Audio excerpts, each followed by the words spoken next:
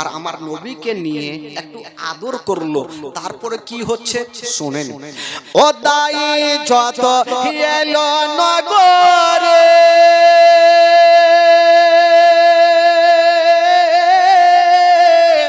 আর শিশু মুস্তাফাকে তুলে আদর করে, কোলে তারে ফিরিয়ে দিল, কোলে তারে ফিরিয়ে দিল, কোলে তারে ফিরিয়ে দিল, কোলে তারে ফিরিয়ে দিল। গরিব ইয়াতিম বলিয়া কে বাজাবে আমার সোনার লালকে লইয়া, কে বাজাবে আমার সোনার লালকে লইয়া। মা আমেনা কান্দে হায়রে, মা আমেনা কান্দে হায়রে, ছেলে বুকে করিয়া কে বাজাবে আমার সোনার লালকে লইয়া, কে বাজাবে আমার সোনার লালকে লইয়া। আমেনা বলছেন আমার সন্তানকে যখন কেউ নিয়ে গেল না, আমি মা আমার সন্তানকে আমি কাউকে দেব না, আদর করব, চুমা খাবো। কবি লিখেছেন বাবা আমেনা কি বলছেন শুনুন। ও দেব না দেব না কাউকে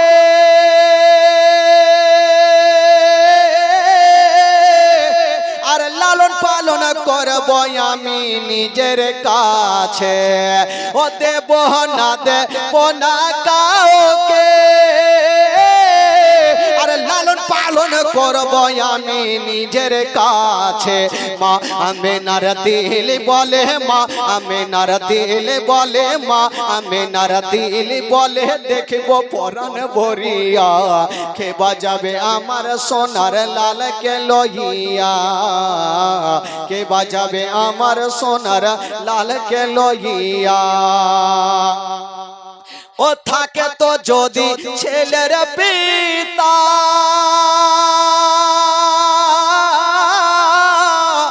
আজ হাজার দুঃখ হতো না মোর দিলে ব্যথা। আমেনা বলছেন যদি ছেলের পিতা থাকতো আমার দিলে ব্যথা হতো না।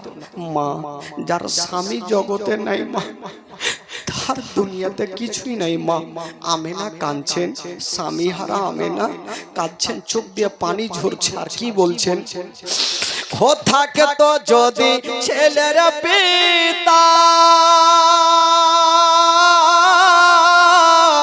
আর হাজার দুঃখ হতো না মোর দিলে ব্যথা।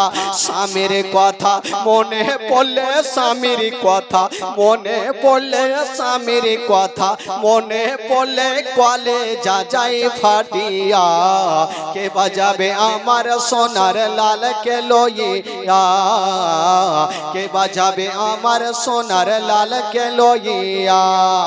মা আমেনা কান্দে হায়রে, মা আমেনা কান্দে হায়রে, ছেলে বুকে করিয়া কে বাজাবে আমার সোনার লালকে লইয়া। ও তাফাজুল ইসলাম কবি বলে আর শোনা সবাই বসে দলে দলে, এই ঘটনা বললে পারে, এই ঘটনা বললে পারে, এই ঘটনা বললে পারে কলে যা যাই ফাটিয়া কে বাজাবে আমার সোনার লালকে। হায়রে আমেনা আমার নবীকে বুকে করে বাবা গো ঘরের মধ্যে রেখে চলে আসলেন। বাবা যেমন এই ঘরে রেখে চলে আসলেন আমেনা কাঁদছে, ডুগরে ডুগরে আমেনা কাঁদছে। কেন কাঁদছেন মা? আমেনার স্বামী জগতে বেঁচে নেই মা। যার স্বামী জগতে নেই মা তার দুনিয়াটা অন্ধকার। আমেনা স্বামী হারা ডুগরে ডুগরে বারান্দায় বসে কাঁদছে। হায়রে আব্দুল মুত্তালিব বলছেন বেটি, ওরে বেটি আমেনা তুমি কান্দিও না রে মা, কান্দিও না, আমি সব সহ্য করিব মা। তোমার চোখের পানি দেখতে পারবো না। হায়রে আমেনা কাঁদতে কাঁদতে বাবা গো জমিনে পড়ে যাচ্ছে বাবা। হায়রে আমেনা কেঁদে কেঁদে চোখের পানি পড়ে পড়ে নিজের বুকটা গেছে রে বাবা, সহ্য করতে পারে না, কাঁদছেন আর বলছেন আল্লাহ আমার স্বামী বেঁচে নাই, বলি আমার সন্তানকে কেউ নিয়ে গেল না। বাবা গো, যেই নবী না বলে আসমান জমির সৃষ্টি হতো না, যেই নবী না হলে বাবা গো গাছপালা সৃষ্টি হতো না। ওই নবী মুস্তাফা বাবা গো আজকে ঘরের মধ্যে আছে না, আর মায়া মেনা বারান্দায় দাঁড়িয়ে দাঁড়িয়ে কাঁদছে। বাবা গো স্টেশনে দেখবেন যখন ট্রেন আসার সময় হবে অনেক লোকজন ভিড় জমা হয়ে থাকবে, ট্রেন যখন চলে যাবে দেখবেন স্টেশন ফাঁকা হয়ে যাবে, যত সন্তানগুলো ছিল সবাইকে নিয়ে চলে গেছে। মক্কা নগরে আমার নবী ছাড়া কেউ নেই। হায় রে আমেনা দূর দূর থেকে তাকিয়ে দেখছেন কাউকে দেখা যায়। আমেনা কাঁদছেন আর বলছেন আব্বা গো আমার সন্তানকে আর কেউ নিয়ে যাবে না, সবাই চলে গেছে। আব্দুল মুত্তালিব কাঁদতে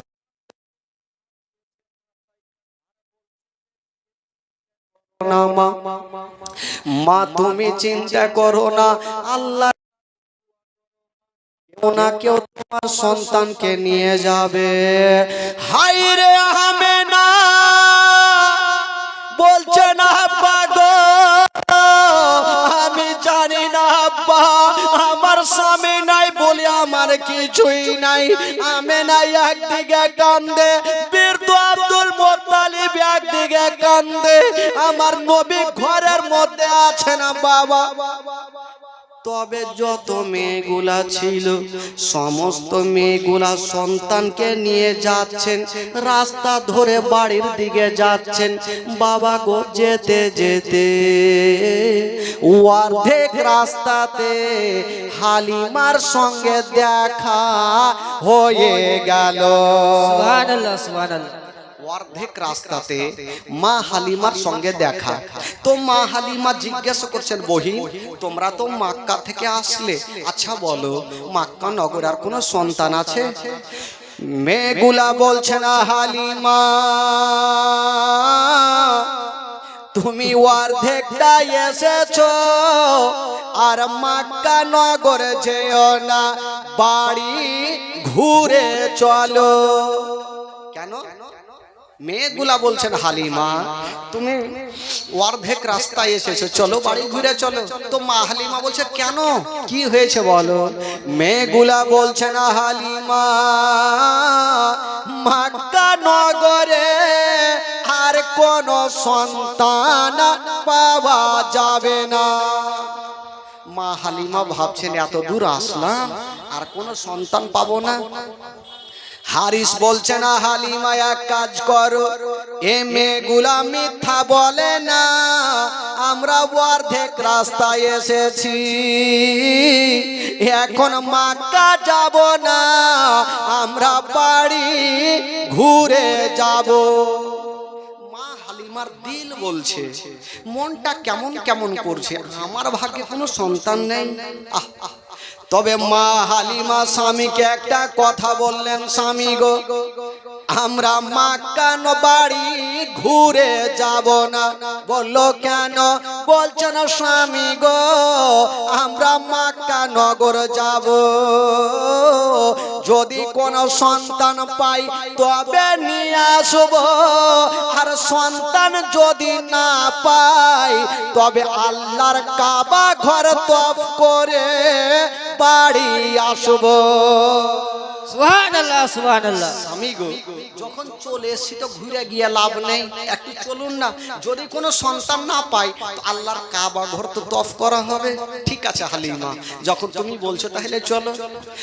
মা হালিমা স্বামীকে নিয়ে বাবা এক পা দুই পা করে মক্কা নগর পৌঁছে গেল। যেমনই মক্কা নগর গিয়েছে না বাবা চতুর্দিকে তাকিয়ে দেখে বাবা কাউকে দেখা যায় না। চতুর্দিকে তাকিয়ে দেখছেন, কাউকে দেখা যায় না। সব মেয়েরা তো ভালো ভালো সন্তানগুলোকে নিয়ে চলে গেছে, কে কাকে দেখবে। তবে হারিস বলছেন, হালিমা চলো আমরা বাড়ি ঘুরে চলো, মক্কা নগরে কাউকে দেখা যায় না। হালিমা বলছেন, স্বামী গো, ও গো আমার মাথার তাজ। কি হয়েছে গো, বক্স কে লড়ালড়ি কিনা কি? এদিকে সরাবে, তা তো লোককে না আসছে, মানা করেন আসতে। তাড়াতাড়ি সরান, সরান সরান, দেরি করিয়ে না, তাড়াতাড়ি দিন, আওয়াজটা আমার কানে আসে না। তাড়াতাড়ি দিন, তাড়াতাড়ি দিন বাবা।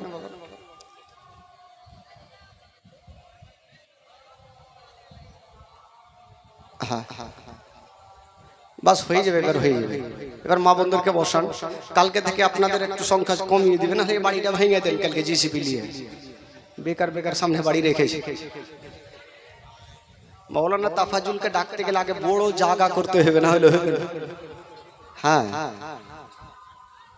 তো যাকে বন্ধুগণ একটু কষ্ট করেন, আজকে 14 তারিখের পরে গোটা খালি হয়ে যাবে, যত পারবেন বসবেন তখন। একবার দুরূদ পাক পড়ুন, একটু জোরে সরে বলুন, আল্লাহুম্মা সাল্লি আলা সাইয়্যিদিনা মাওলানা মুহাম্মদ ওয়া আলা আলি সাইয়্যিদিনা ওয়া আলা আলি সাইয়্যিদিনা মাওলানা মুহাম্মদ। একবার মোহাব্বতে বলুন তো সুবহানাল্লাহ, সুবহানাল্লাহ, জোরে বলুন সুবহানাল্লাহ, সুবহানাল্লাহ, আরো জোরে সুবহানাল্লাহ। ওর আওয়াজ যেন না আসে, পৌঁছে যায়, উড়িয়ে দেন। হ্যাঁ হ্যাঁ, দেখা যাবে। বেরাদার ইসলাম বন্ধুগণ, বাবাজি তবে আসুন, একটু চোখের পানি ফেলুন, ঝরঝর করে কাটতে হবে ভাই। বক্সের সামনে থেকে বসে যান। ও ভাই, হয়ে গেছে, আপনারা বসেন তো, বসেন তো, বক্সের সামনে দাঁড়াবেন না কেন? হ্যাঁ, বক্সের সামনে দাঁড়াবেন না, কমিটি ভাই একজন থাকেন, বাকিগুলো আপনারা বসে যান। মা হালিমা বলছেন, স্বামী গো এক কাজ করেন, আপনি একটু এখানে দাঁড়ান, আর আমি একটু মক্কার গলিটা ঘুরে আসছি, দেখি কোনো সন্তান পাই কিনা।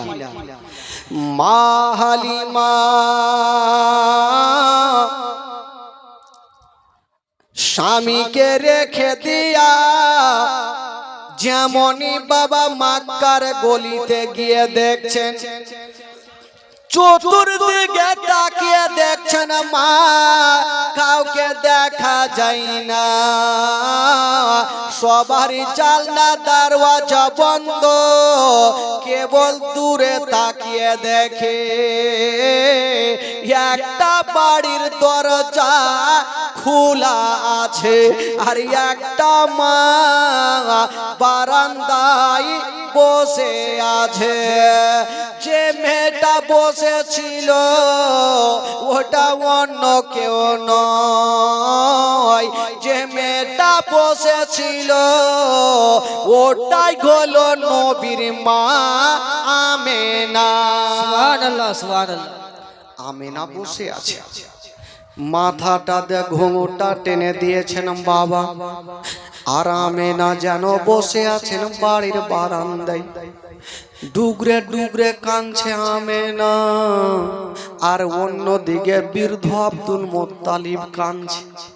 আব্দুল মুত্তালিব কাঁদছেন নিজের পোতার জন্য, আর আমেনা কাঁদছে সব থেকে বেশি নিজের স্বামীর জন্য। হাইরে জানাবে আব্দুল মুত্তালিব কাঁদছে, আল্লাহ গো আমার পোতাকে কেটা নিয়ে যাবে। হারামে না কাঁদছে, আল্লাহ আমার স্বামী যদি থাকতো তবে আমার ছেলেকে ইয়াতিম বলে হেলা করতো না। হাইরে আমেনা বাড়ির বারান্দায় বাবা গো বসে বসে কান্দে, কিন্তু হালিমা আস্তে আস্তে গিয়ে দেখছে মাথাটা নিচু, মুখটাকে চাদরে ঢাকা। হালিমা বলছেন, বহিনকে আসো একবার মাথাটা তুলো। মা আমেনা যেমনই মাথাটা তুলেছে, খোদার কসম বাবার গো, স্বামীর জন্য এত কেঁদেছে, চোখগুলা লাল লাল হয়ে গেছে। হায়রে আমেনা কাঁদছে, বাবা গো চোখের পানিতে বুকটা ভিজে গেছে। হালিমা বলছেন বহিন বলো তুমি কাঁদছো কেন? মা আমেনা বলছেন হালিমা আচ্ছা আগে তুমি বলো তুমি মক্কা নগরে কেন এসেছো? মা হালিমা বলছেন আমেনা আমি একটা সন্তান পাওয়ার আশাতে এসেছি। আমেনা কাঁদতে কাঁদতে বলছে বহিন হালিমা আমার একমাত্র সন্তান আছে, যে সন্তানকে আমি কাউকে দেব না। আমার সন্তানকে আমি কাউকে দেব না। আমি মা অন্তর ভরে আমার বেটার গালে মুখে চুমা খাবো। হাইরে হালিমা বলছেন আমেনা কেন তোমার সন্তানকে দেবে না? কি হয়েছে বলো? মা আমেনা বলছেন এই জন্য দেব না, আমি কয়েকজনের কোলে দিয়েছিলাম, আমার সন্তানকে ঘুরিয়ে দিয়েছে, আমি আমার দিলখানা কাঁদছে, আমি আর কাউকে দিব না। হালিমা বলছেন আমেনা আগে বলো তুমি কেন দিবে না?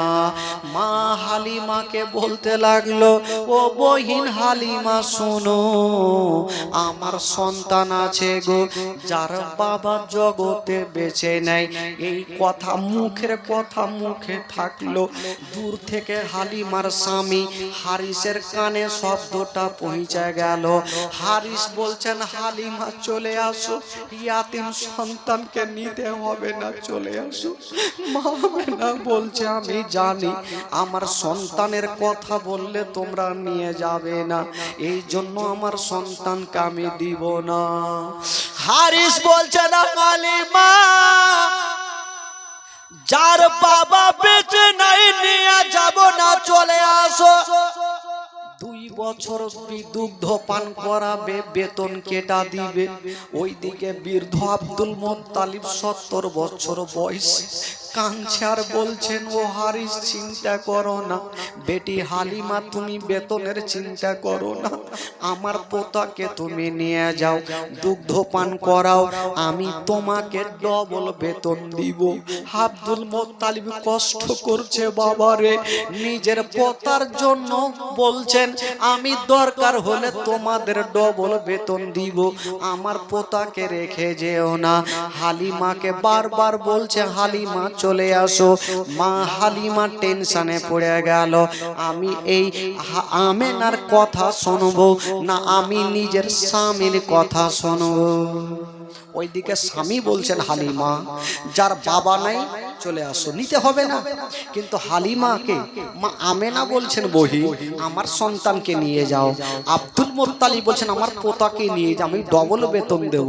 মা হালিমা চিন্তা ভাবনা করে নিজের স্বামীকে একটা কথা বলছেন। কি কথা বলছেন? স্বামী গো, ও গো আমার মাথার তাজ, যখন মক্কা নগর চলে এসেছি তবে বাড়ি ঘুরে যাব না, আর যদি বাড়ি ঘুরে যাই যতক্ষণ পর্যন্ত আমেনার ছেলের চেহারা না দেখিব আমি বাড়ি ঘুরে যাব না। সুবহানাল্লাহ সুবহানাল্লাহ। স্বামী গো যখন চলে এসেছি বাড়ি তো যাবই, কিন্তু তার আগে নিব না নিব পরের ব্যাপার, একবার আমেনার ছেলের চেহারাখানা তো দেখেলি। ঠিক আছে যাও দেখে নাও। মা হালিমা বলছেন আমেনা একবার তোমার ছেলের চেহারাখানা দেখিয়া দাও। হায়রে আমেনা আগে আগে চলে আর হালিমা পিছন পিছন চলে। মা আমেনা যেমনই ঘরে গিয়া আমার নবীকে বুকে নিয়েছেন, মা হালিমার সামনে রেখেছেন।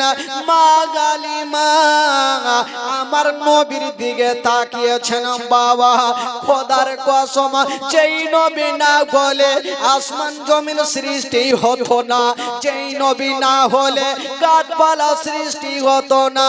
ওই নবী মুস্তাফা ছোট্ট কালে মা আমেনার কোলে চেপে চোখটা খুলে তুলে দিয়া মা হালিমার দিকে দেখে একটু মুস্কি মেরে হেসে গেলে। সুবহানাল্লাহ সুবহানাল্লাহ। মা হালিমার দিকে দেখে আমার নবী একটু মুস্কি মেরে হেসে গেলেন বাবা। তো একটা ছোট্ট বাচ্চা যখন কাউরি দিকে দেখে একটু হাসবে তো ময়া মমতা একটু বেশি হবে। মা হালিমা ভাবছেন আল্লাহ এত সুন্দর চেহারা আমার দিকে দেখে হাসলো, না আমি এর সন্তানকে নিয়ে যাব, কিন্তু নিয়ে যাওয়ার আগের বার আমি কোলে নিয়ে দেখি তো। মা হালিমা ভাগ্যর চাকা কোন দিকে ঘুরছে বন্ধুরা। মা হালিমা বলছেন আমেনা একবার তোমার ছেলেকে আমার কোলে দাও, আমি তোমার ছেলেকে নিয়ে যাব। মা হালিমা আমার নবীকে কোলে নিয়েছেন বাবা, আর গালে মুখে চুমা খাচ্ছে। সুবহানাল্লাহ সুবহানাল্লাহ। মা হালিমা ভাবছে আমি সন্তানকে নিয়ে যাব 2 বছর দুগ্ধ পান করাবো, দেখি এখন আমি স্থানে লাগিয়ে দেখি আমার দুগ্ধ পান করে কি করে না, একটু দেখি। মা হালিমা ডান স্থানে লাগাচ্ছেন, আমার নবী দুগ্ধ পান করছেন। বাম স্থানে লাগাচ্ছেন, আমার নবী মুখটাকে টেনে নিচ্ছেন। হালিমা চিন্তা করছেন আমার একটা স্থান পান করছেন আর একটা পান করছেন না, কারণটা কি কিছু বোঝা যায় না। আবার দেখি আবার ডান স্থানে লাগাচ্ছেন, নবী দুগ্ধ পান করছেন। বাম স্থানে লাগাচ্ছেন, আমার নবী মুখটাকে টেনে নিচ্ছেন। কেন টানছেন বাবা? আমার নবী ভালো করে জানে এই মা হালিমার একটা বেটা বাড়িতে শুয়ে আছে, আমি যদি 2টা দুগ্ধ পান করে নি তবে মা হালিমার বেটা কোনটা পান করবে? আমি একটা পান করব, আর একটা আমার দুগ্ধ ভাইয়ের জন্য রেখে দিব। সুবহানাল্লাহ সুবহানাল্লাহ। জোরে বলুন সুবহানাল্লাহ। আমি একটা পান করব আর একটা আমার দুগ্ধ ভাই মাসুদ নাম ছিল, মাসুদের জন্য রেখে দিব। এই জন্য মা হালিমার কি বলে আমার নবী ডান স্থান পান করছেন আর বাম স্থান পান করছেন না। এবার মা হালিমা বলছেন আমি এর সন্তানকে নিয়ে যাবই যাব, এত সুন্দর চেহারা আমি ছাড়বো না। তবে মা হালিমা যখন বুকে করে নিয়ে যাবে কানতে কানতে এই বাচ্চা চুপ থাকো। মা হালিমা যখনই আমার নবীকে বুকে নিয়ে যাবেন বাড়ি, মা আমেনা কানতে কানতে হালিমার হাত ধরেছে, বহি আমার সন্তানকে নিয়ে যাচ্ছ, তবে একটা কথা মনে রাখি এই ছেলের বাবা কিন্তু জগতে বেঁচে। হালিমা তোমার বাড়িতে যদি কোনোদিন খাবার তৈরি করবে তোমার ছেলের মুখে পরে দিও, আগে এই ইয়াতিমের মুখে দিও। যদি কোনোদিন নতুন জামা তৈরি করবে তোমার ছেলের গায়ে পরে দিও, আগে এই ইয়াতিমের গায়ে দিও, যেন বাপ বলে মনে না হয়। হায়রে হালিমা বলছেন বই নামে না, তুমি চিন্তা করিও না, আমি মার মতো ভালোবাসবো, জীবনে মনে হতে দেব না যে ছেলের বাবা বেঁচে নাই। হালিমা বলছেন আমেনা আমি জীবনে এই কথাটা মনে হতে দিব না, আমি বাপের কথা তার মনে হতে দিব না, আমি এতটা ভালোবাসি। মা আমেনা আমার নবীকে বিদায় দিচ্ছে, হালিমা নিয়ে যাচ্ছেন, কিন্তু হারিস মনটা খারাপ করে বসে আছে যে ইয়াতিম সন্তানকে নিয়ে যাচ্ছে আমাকে বেতনটা কেটা দিবে।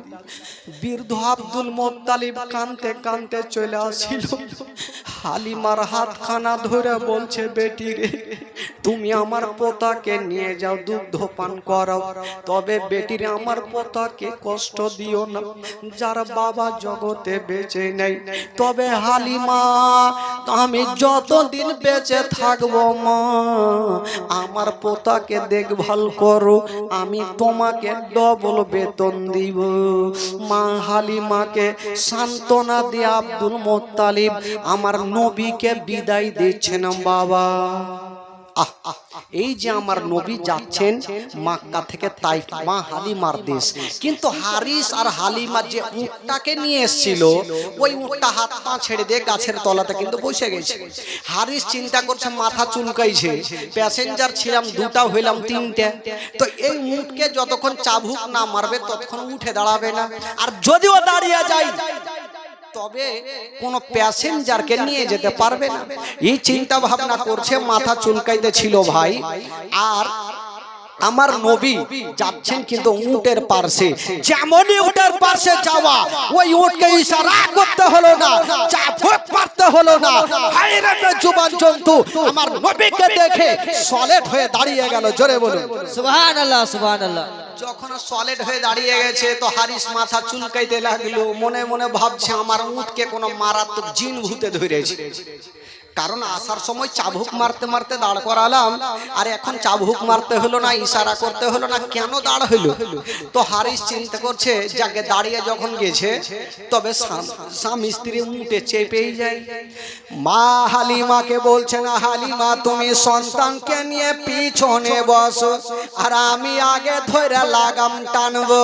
মা হালিমা আমার নবীকে পিছনে নিয়ে বসেছেন বাবা, আর হারিস বসেছে আগে, উটের লাগাম টানে।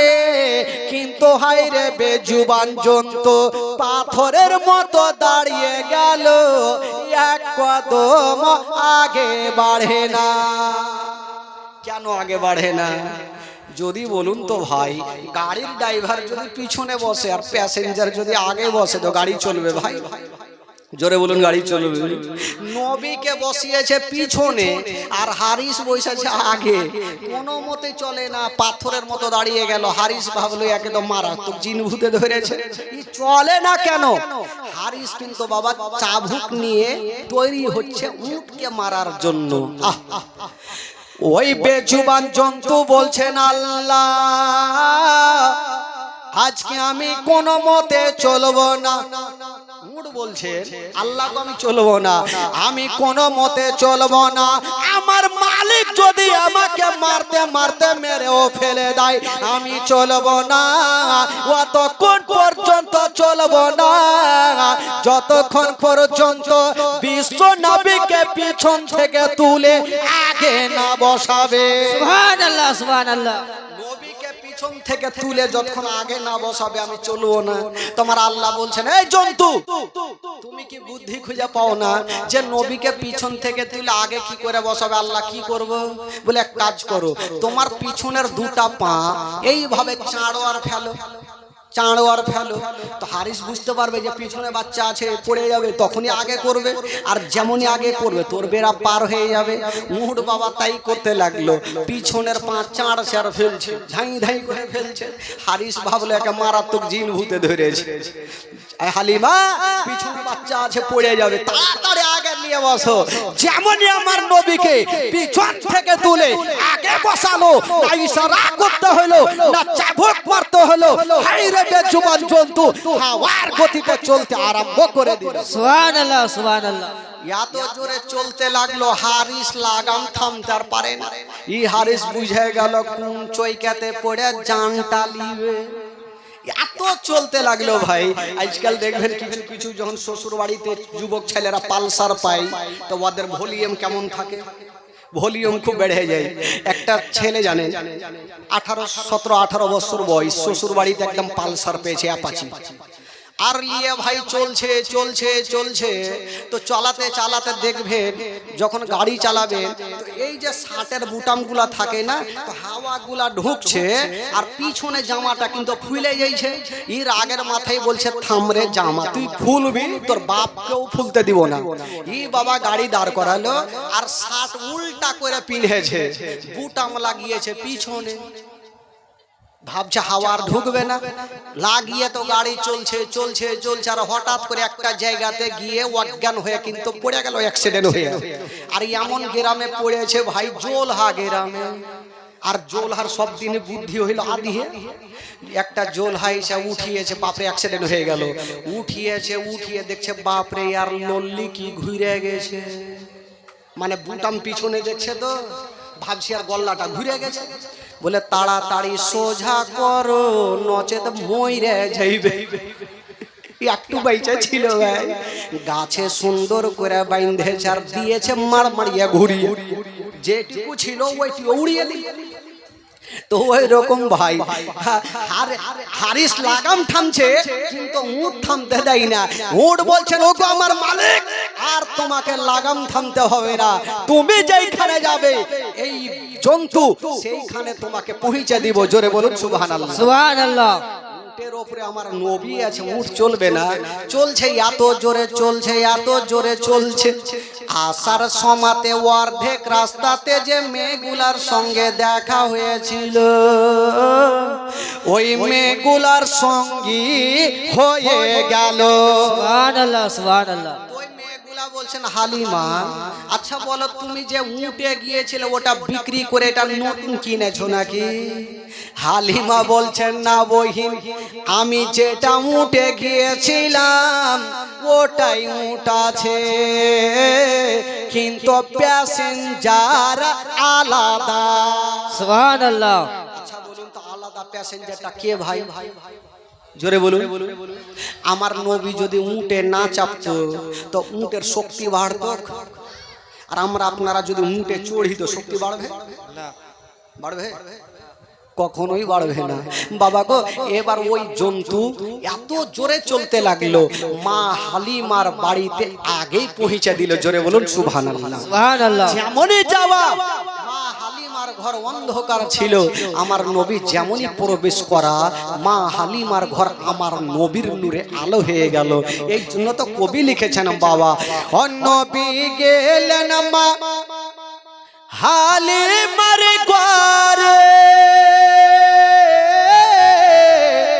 মা হালিমার ঘর আলোকিত হল। মা হালিমা বলে খোদা রহমত করে, মা হালিমা বলে খোদা রহমত করে, আমার ঘরে দেখো এলো নবীর খাজানা, আমার ঘরে দেখো এলো নবীর খাজানা। তোমার আম্মা আমেনা গো, তোমার দুধ মা হালিমা, তোমার আম্মা আমেনা গো, তোমার দুধ মা হালিমা, তোমার আম্মা আমেনা গো, তোমার দুধ মা হালিমা। দয়ার নবীজি আমরা তোমায় ভুলতে পারি না, দয়ার নবীজি আমরা তোমায় ভুলতে পারি না। তোমার আম্মা আমেনা গো, তোমার দুধ মা হালিমা, তোমার আম্মা আমেনা গো, তোমার দুধ মা হালিমা, তোমার আম্মা আমেনা গো, তোমার দুধ মা হালিমা। ও নবী এলেন মা আমেনার ঘরে, মা আমেনার ঘর আলোকিত হলো। তুমি সিরাতে রাসূল মারে ফাতের বল বল, তুমি সিরাতে রাসূল মারে ফাতের বল বল। তোমার দোয়া কবুল করতে খোদা দেরি করে না। তোমার আম্মা আমেনা গো, তোমার দুধ মা হালিমা, তোমার আম্মা আমেনা গো, তোমার দুধ মা হালিমা। দয়ার নবীজি আমরা তোমায় ভুলতে পারি না, দয়ার নবীজি আমরা তোমায় ভুলতে পারি না। তোমার আম্মা আমেনা গো, তোমার দুধ মা হালিমা, তোমার আম্মা আমেনা গো, তোমার দুধ মা হালিমা। জোরে বলো সুবহানাল্লাহ। আচ্ছা এবার নবী, আচ্ছা আমার নবী কার বাড়ি গেলেন গো? জোরে বলুন কার বাড়ি গেলেন? মা হালিমার বাড়ি। আহ এবার মারাত্মক ঘটনা শুরু হচ্ছে ভাই। নবী তো মা হালিমার বাড়িতে চলে গেলেন, থাকতে লাগলেন। দিন যায় সময় কাটে, দিন যায় সময় কাটে, এই করতে করতে 1 বছর হইল, 1 বছর 2 মাস হলো, 3 মাস হলো। এই করতে করতে আমার নবীর বয়স হয়ে গেল 1.5 বছর। জোরে বলুন সুবহানাল্লাহ। সুবহানাল্লাহ। কয় বছর হইল? জোরে বলুন কয় বছর? 1.5 বছর। আমার নবী হাঁটতে শিখলেন, কথা বলতে শিখলেন। তো একদিন একটু আগে জিজ্ঞেস বললাম ভাই আপনাদেরকে যে মা হালিমার একটা বেটা ছিল, যে বেটাটার নাম কি বললাম? মাসুদ। তো আমার নবী মাসুদের কাছে একদিন রাত্রি বেলাতে শুয়ে শুয়ে আলোচনা করছেন, হা ভাই তুমি প্রত্যেকদিন রাত্রেবেলা আমার কাছে থাকো, আর সকাল হলে তোমাকে দেখা যায় না, কোথায় যাও? তো মাসুদ হাসতে হাসতে বলছে, ভাই রে আমরা অনেক গরিব মানুষ, আমরা প্রত্যেকদিন এই যে রাত্রেবেলা তোমার কাছে ঘুমাই, আর সকাল হলে আমরা সারাদিন বকরি নিয়ে ময়দানে থাকি। তো আমার নবী হাসতে হাসতে বলছে, ভাই আমাকে নিয়ে যাবে না? তো মাসুদ বলছে, তোমার মাথা খারাপ, আমার মা তোমাকে ভুল করে ওই জঙ্গলে পাঠাবে না? বলছে, ভাই রে খুব ইচ্ছা যাচ্ছে, একটু আমার মাকে রাজি করো না, তুমি না পারলে আরো 2-4টা বাচ্চাগুলাকে নিয়ে যান, 2-4টা যদি আমার মাকে বলে দাও, হয়তো আমার মা রাজি হয়ে যাবে। তো মাসুদ বলল, গ্যারেন্টি দিতে পারবো না, তবে চেষ্টা করছি।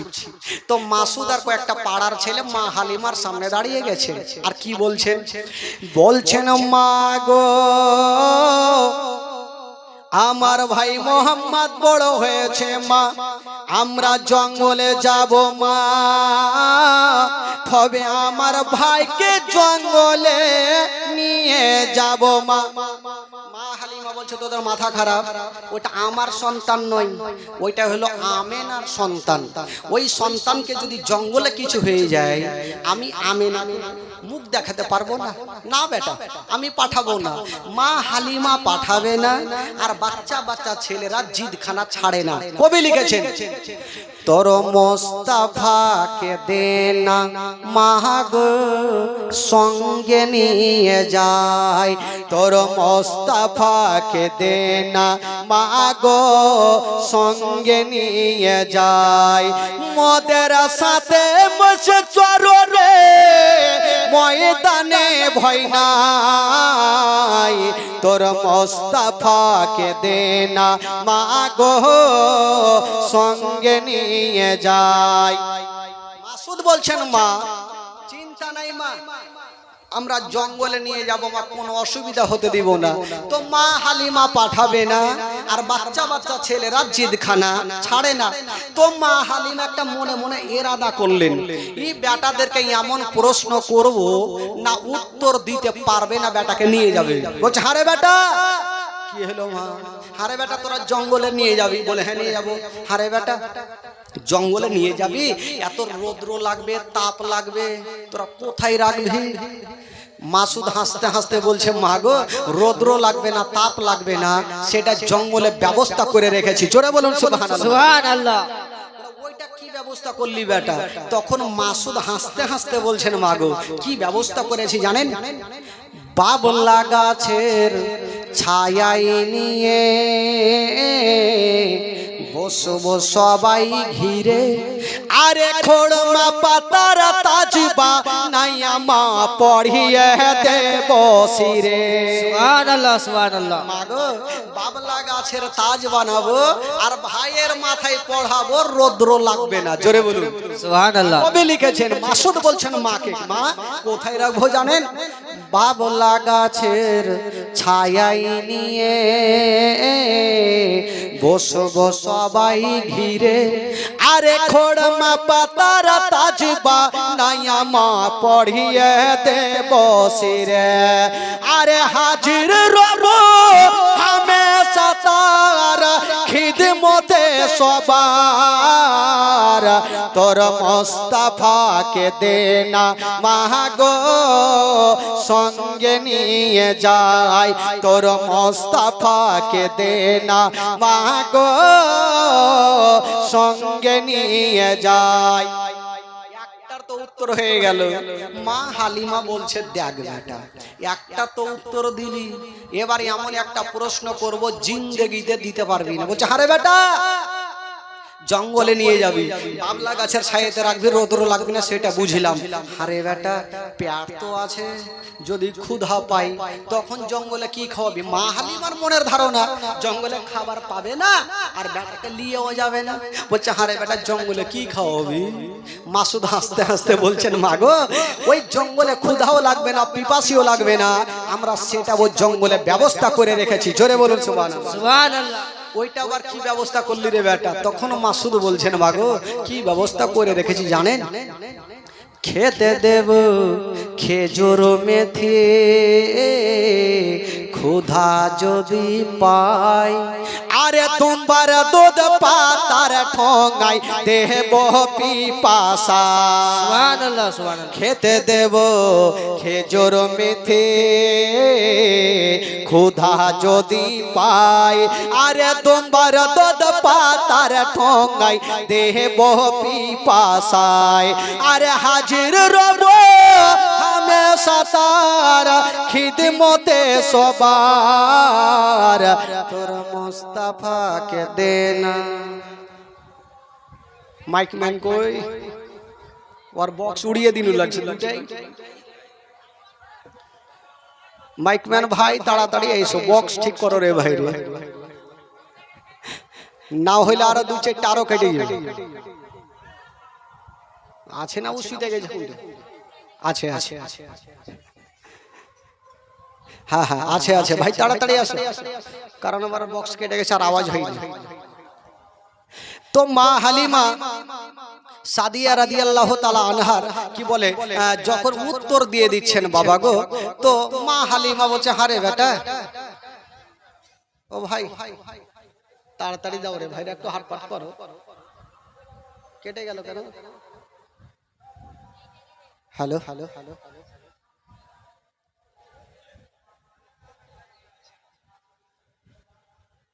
Hello hello hello hello hello hello hello ও ভাই ওই কোথায় যাবে? মাইক চলে গেছে, ও যাইতেছে একটা কই উঠবেন। Hello hello hello hello hello hello hello এসে ভাই আপনি বসে থাকেন, হিলিয়েন না, না হলে মুশকিল হয়ে যাবে। হ্যাঁ হ্যাঁ তো মা হালিমা যখন উত্তর দিয়ে মা হালিমাকে যখন উত্তর দিয়েছে, লাস্টের সময় কি বলছেন মা গো, আমরা কি দেব খেতে জানেন? খেতে দেব খেজুর মেথি, ক্ষুধা যদি পাই, আরে তোমার দুধ পাতার ঠোঙাই দেব পিপাসায়, আরে তোমার দুধ পাতার ঠোঙাই দেব পিপাসায়, আরে হাজির রব হামেশা তার খিদমতে সবার, তোর মুস্তাফাকে দেনা মাগো সঙ্গে নিয়ে যাই, তোর মুস্তাফাকে দেনা মাগো সঙ্গে নিয়ে যাই।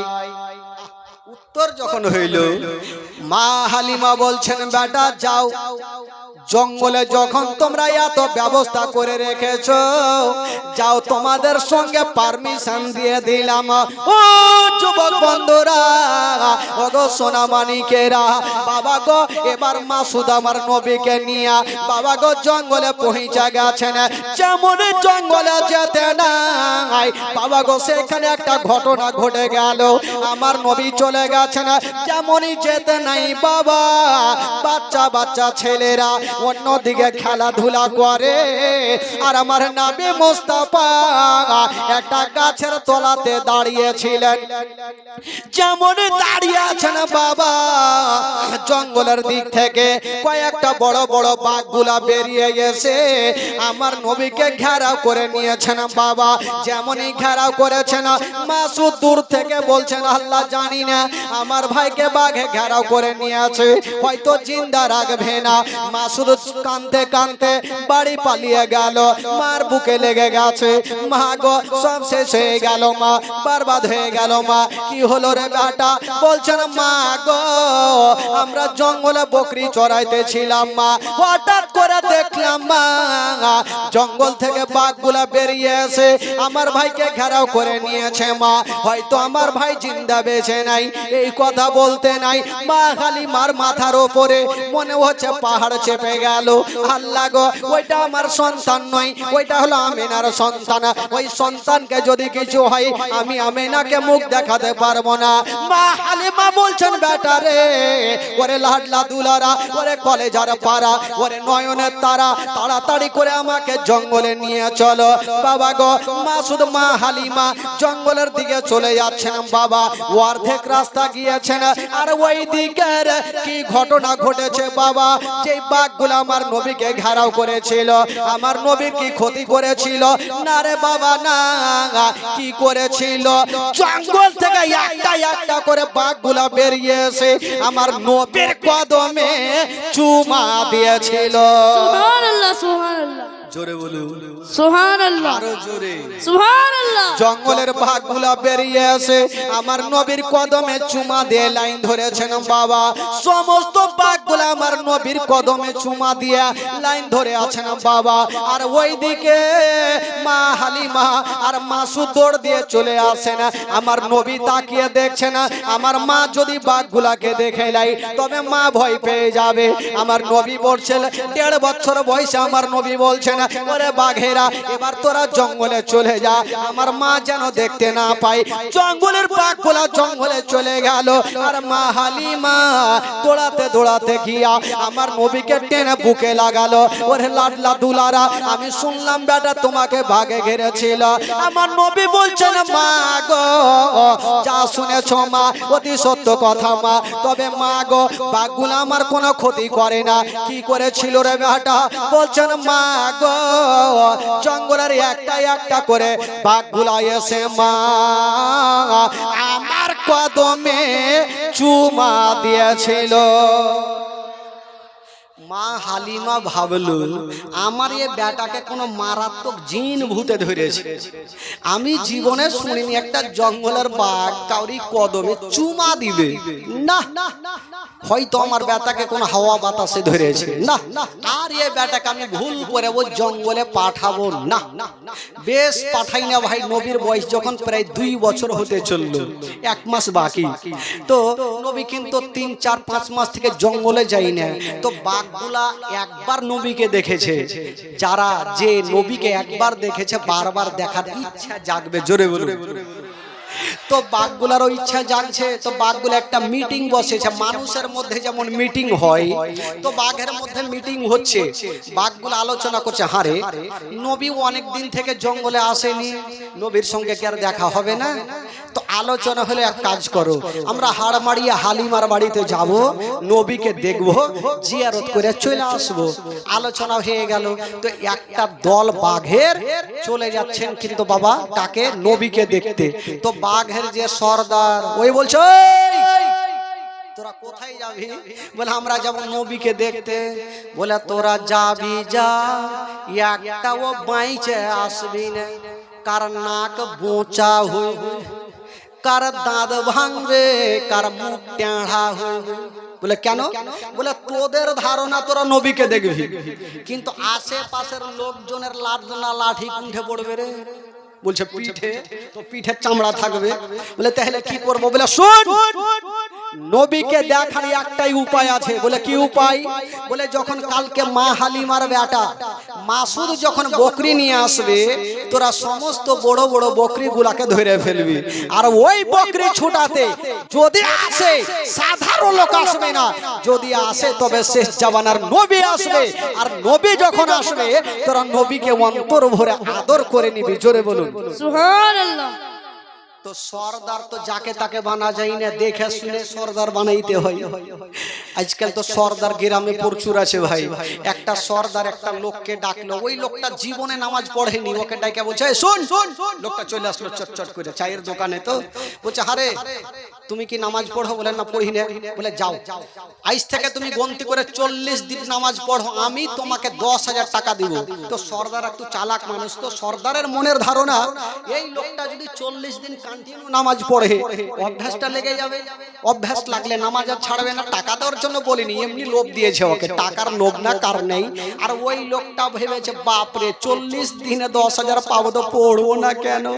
পাক্কা 40 দিন পড়ে চায়ের দোকানে হাজির। এ সর্দার সাহেব টাকা দেন। সর্দার মাথা চুলকাইছে, কিসের টাকা গো? বলছে আপনি ভুলে গেছেন, চায়ের দোকানে বলেছেন 40 দিন নামাজ পড়লে 10,000 টাকা, 40 দিন পুরিয়েছি, টাকা দিন, একদিনও কম নেই। তো সর্দার সাহেব বলছে দেখো বাবা, এমনি বলেছিলাম যাতে তোমার অভ্যাসটা লেগে যায়, টাকা দেওয়ার জন্য বলিনি। ওই লোকটা চট করে বলছে সর্দার সাহেব জানতাম 40 দিন নামাজ পড়ার পর টাকা দেবেন না, ঠকবেন, যান মারাত্মক জিনিস হয়ে গেছে। ফের সর্দার টেনশন করছে, কাউরি কাছে টাকা লিনি, পয়সা লিনি, কি ঠকলে রে বাবা? বলছে কি ঠকে গেছো? বলে সর্দার সাহেব আমি জানেন, আমি জানতাম যে 40 দিন নামাজ পড়লে আপনি টাকা দেবেন না, এই জন্য 40 দিন যে নামাজ পড়েছি একদিনও উজু করিনি, বিনা উজুতে নামাজ পড়েছি। আচ্ছা বলুন তো ভাই, বিনা উজুতে নামাজ হবে? একটু জোরে বলুন হবে? নামাজের মধ্যে কথা বললে নামাজ হবে? হবে? তিনটা লোক নদীর ধারে নামাজ পড়ছে। ডান দিকের যে লোকটা আছে, নদীতে কিন্তু এই বড় বইল মাছ উঠে গেছে। ডান দিকের যে লোকটা আছে নামাজ ছেড়ে দিয়ে বলছে বাপরে কত বড় মাছ, ওর নামাজ হবে? বাম দিকে যে লোকটা আছে ও চট করে বলছে এই কথা কেন বললি, তোর নামাজ হইবে না। ওর তো চলে গেল, ওরও গেল। ইমাম সাহেব চট করে বলছে আমি কথা কহিনি, ওরও চলে গেল। এরকম মোটা বুদ্ধা দেশের লোক এখনো আছে ভাই, বেরাদারান ইসলাম। তো বাঘের সর্দার বলছে শুন, নবীকে দেখার একটাই উপায় আছে। কি উপায়? যখন কালকে মা হালিমার বেটা বকরি নিয়ে ময়দানে আসবে, তখন তোরা সমস্ত বড় বড় বকরি গুলাকে ধরবি। আর বকরি ছুটাতে সাধারণ লোক আসবে না, যদি আসে তবে শেষ জামানার নবী আসবে। আর নবী যখন আসবে তোরা অন্তর ভরে নবীর জিয়ারত করবি। বাঘগুলা বললো বাপরে খুবই তো ভালো বুদ্ধি। বেরাদার বন্ধগণ, তাই ঘটনা ঘটে গেল। তারপরের দিন মা হালিমার বেটা মাসুদ বকরি গুলাকে নিয়ে ময়দানে গিয়েছেন বাবা। যেমন জঙ্গলে যাওয়া বাবা গো, ওই দিকে বাঘের সর্দার বলতে লাগলো ওরে বাঘেরা, ওই যে দেখ মা হালিমার বেটা বকরি নিয়ে চলে এসেছে, তাড়াতাড়ি করে যা আর তোরা বড় বড় বকরি গুলাকে ধরে নে। বাবা গো, এবার জঙ্গলের বাঘ গুলা গেল, আর যত বড় বড় বকরি গুলা ছিল ওই বকরি গুলাকে ধরে নিয়ে বাবা গো জঙ্গলে চলে গেল। যেমন জঙ্গলে যেতে নাই মাসুদ কানতে কানতে বাড়ি পালিয়ে গেল। মার বুকে লেগে গেছে, মা গো সব শেষ হয়ে গেল, মা বরবাদ হয়ে গেল। মা কি হলো রে বেটা? বলছেন মা গো আমাদের যত বড় বড় বকরি গুলা ছিল মা, সমস্ত বকরিকে বাঘে ধরে নিয়ে চলে গেছে। মা মা গো আমাদের হয়তো একটাও বকরি বেঁচে নাই। মা হালিমা বলছেন বেটা রে বকরি গেছে যাকরে বেটা, তুই তো বেঁচে এসছিস, বকরি গেছে আমার কোনো টেনশন নেই, তুই তো বেঁচে এসছিস বেটা, বেঁচে থাকলে বকরি আরো পাবো। মা বেটাতে কথা চলছে আর আমার নবী পার্শ্বে বসে বসে একটু মুস্কি মেরে হেসে গেলেন। তো মা হালিমার মিজাজ খারাপ হবে কি হবে না? বকরি ধরেছে আমার, টেনশন করছি আমি, আর তুই হাসছিস কেন রে বেটা? আমার নবী একটা কথা বলছেন, বলছেন মা গো একটা কথা বলবো মা। কি কথা রে বেটা?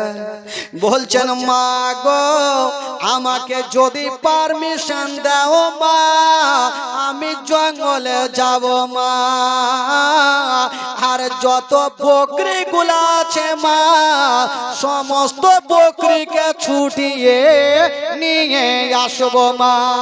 সুবহানাল্লাহ। মা হালিমা বলছে তোর মাথা খারাপ, বাঘ একবার ছেড়েছে বেটা, আর ভুল করেও ছাড়বে না, তোকে জিন্দেগিতে পাঠাবো না। আমার নবী ভালো করে জানে আমি যদি জঙ্গলে না যাই তবে বাঘগুলা যে বকরিকে ধরেছে কিয়ামত পর্যন্ত বকরি খাবে না।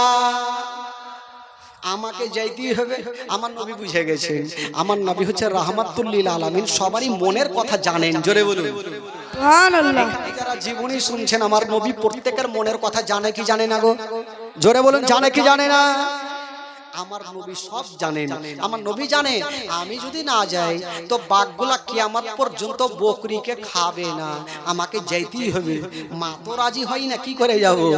আমার নবী বলছেন মা গো আমাকে পাঠিয়ে দেখো মা, আমি কথা দিলাম মা আমার জঙ্গলে কিছু হবে না। হালিমা পাঠাবে না, আর আমার নবী জিদখানা ছাড়ে না। তো মা হালিমা লাস্টে বলছে দেখ বেটা যাবি যা, তবে একটু সাবধানে। আমার নবী বলছে ঠিক আছে আমি যাচ্ছি, তবে চিন্তা নাই। আমার নবী যাচ্ছেন আর পিছনে ঘুরে ঘুরে মাকে বলছেন মা গো আমি চললাম মা, যতক্ষণ পর্যন্ত বকরি নেব না আমি বাড়ি ফিরে আসব না। সুবহানাল্লাহ। আমি বকরি নারিলে বাড়ি ফিরবো না। আচ্ছা আমার নবী যাচ্ছেন জঙ্গলে, আচ্ছা বলুন তো বকরি আনতে পারবে কি পারবে না? একটু জোরে বলুন, একটু আস্তে বলুন। ইঞ্জিল ফের কোনে হয়ে যাইছে, ইঞ্জিল কোনলে হবে ভাই?